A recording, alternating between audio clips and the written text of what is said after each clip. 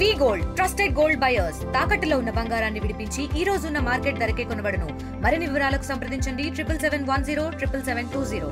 నాతో పాటు వచ్చినటువంటి నా డ్రైవర్ను అహ్మద్ అనేటటువంటి వ్యక్తిని, నా relative Kaushik, town bank vice chairman అయినటువంటి వాసు యాదవ్ని విపరీతంగా కొట్టి రక్తం వచ్చేటట్టుగా వాళ్ళు ఎక్కడికి తీసుకుపోయినారో కూడా తెలియదు. పోలీసు వారికి ఫిర్యాదు చేస్తుంటే మమ్మల్ని అక్కడి నుంచి పంపించేయడం తప్ప వీరు ఎక్కడున్నారు, వీళ్ళ మీద నిజంగా ఏమన్నా అక్కడ ఉన్నటువంటి వాళ్ళు ఈ దౌర్జన్యం చేశారా అన్నటువంటి దాన్ని కనుగొనే ప్రయత్నమే చేయలేదు. పైగా మేమున్నటువంటి ఆ బిల్డింగ్లో నుంచి కిందికి వస్తుంటే అక్కడ ఆ కార్లను బద్దలు కొట్టినటువంటి వ్యక్తి నిల్చుకొని ఉన్నాడు. అతన్ని మా వాళ్ళందరూ కూడా పట్టుకున్నా కూడా అతన్ని కస్టడీలోకి తీసుకునేటటువంటి ప్రయత్నం పోలీసు వారు చేయకపోవడం అన్నది చాలా విచారించదగ్గ విషయం. అంటే అవతల పార్టీ వాళ్ళని కొట్టి చంపేసినా ఓకే, మేము చూస్తూ ప్రేక్షకుల్లాగా ఉండిపోతామన్న చందన బిహేవ్ చేయడం అన్నది తగదు. దయచేసి మీరు నిష్పక్షపాతంగా రేపు ఎన్నికలను నిర్వహించాలని చెప్పి ఎస్పీ గారిని నేను కోరుతున్నాను. ఎప్పుడూ లేని విధంగా తిరుపతిలో హింసాత్మక ఘటనలు రోజు రోజుకి పెరిగిపోతున్నాయి. కూటమి ప్రభుత్వం వచ్చిన తర్వాత ఇప్పటి వరకు ఏ ఎలక్షన్లోనూ హింసాత్మక ఘటనలు చోటు చేసుకున్నటువంటి దాఖలాలు. మొదటిసారిగా తిరుపతిలో డిప్యూటీ మేయర్ స్థానానికి జరగబోయే ఎలక్షన్ ఎలాంటి బలం లేక కేవలం కూటమి అభివృద్ధి ఒకే ఒక కార్పొరేటర్ గెలిచి మిగిలినటువంటి అందరూ కూడా వైఎస్ఆర్ కాంగ్రెస్ పార్టీ గుర్తుగా గెలిచినటువంటి కార్పొరేటర్ ఏ బలంతో మళ్ళీ అనైతికంగా ఈ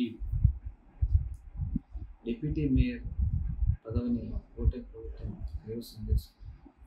రకరకాలైనటువంటి కుట్రలకి కుటుంబాలకు వరలేదు.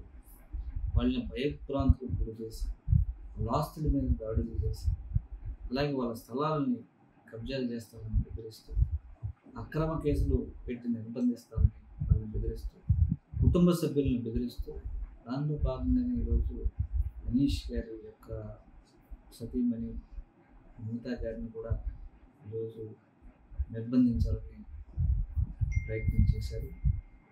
టైమ్లీ బోగున అభినయ్ రెడ్డి గారు సమాచారం తెలుసుకుని ఆమెను సెక్యూర్ చేయడం జరిగింది. ఇలాంటి ఘటనలు పునరావృతం కావడం స్వామ్యానికి బట్టలు పెట్టలేదు. అలాగే వాళ్ళు ప్రయాణించినటువంటి కారుని రాళ్లతో దాడులు చేసి బట్టలు కొట్టడం, దీన్ని పోలీసులు కూడా ప్రశ్నించడం జరిగింది. దాదాపుగా ఒక సంవత్సరానికి 6 కోట్ల మంది భక్తులు తిరుపతిని సందర్శించే ప్రాంతం. ఇలాంటి ఘటనలు జరగడం వల్ల ఏం మెసేజ్ పంపిస్తున్నాయి ఈ పుణ్యక్షేత్రంలో?